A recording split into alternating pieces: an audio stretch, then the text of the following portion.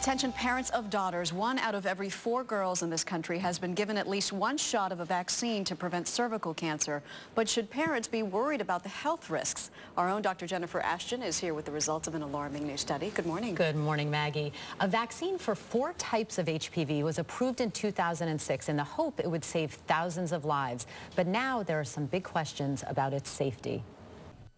This is not a black or white issue, and like all medical decisions, both the benefits and the risks should be considered, Maggie. You're the mother of a daughter, you're a gynecologist. What are your reservations about the vaccine? I have several, but the biggest one, Maggie, has to do with the way women are treated by gynecologists right now when they have an abnormal pap smear. This vaccine does not mean that they'll never have an abnormal pap smear. So if you and I both go to our gynecologist, you've been vaccinated and I haven't, and we have the same abnormal pap smear, the gynecologist still has to do the biopsies and possibly the surgery, even if we've been vaccinated. And until they change those guidelines, the benefits really are more theoretical. So you have to treat people who've been vaccinated and people who haven't the same exact way, equally aggressively. That's right. Doesn't seem to make sense. Thanks, doctor.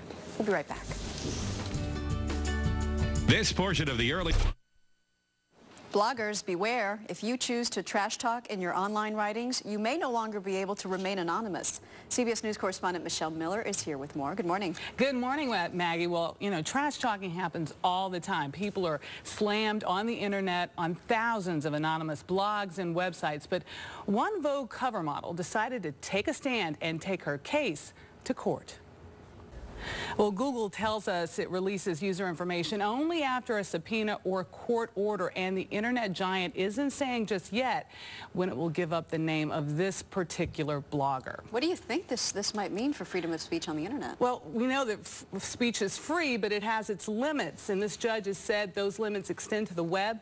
The question is, will bloggers, those tweeters, those Facebook pages, will they think twice before they speak their minds? And I think we'll have to wait and see. I hope they do think twice. Thank you so much, Michelle Miller. Coming up next, does your breakfast cereal...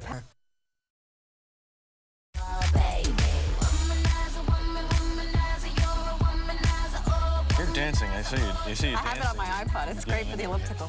Pop Princess Britney Spears is back and buff. She went on The Late Show with David Letterman last night, clad in only a bikini, and explained the top 10 ways why the country would be different if she were president. Number 3. Challenge U.S. to put nightclub on the moon by the end of the decade. Exactly. Number 2. 3 words, Vice President Diddy. And the number 1 way the country would be different if Britney Spears were president. Finally, the media would pay some attention to me. There you go. I have a question. Did you guys hear anything she said? No, was she talking?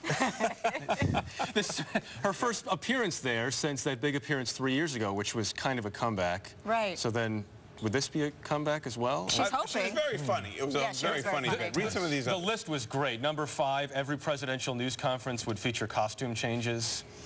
Number 4, sounds better when she says it. Yeah. But go ahead, Jeff. I'm sorry. Jeff's going to get a bikini in a while. No, it's breakfast time.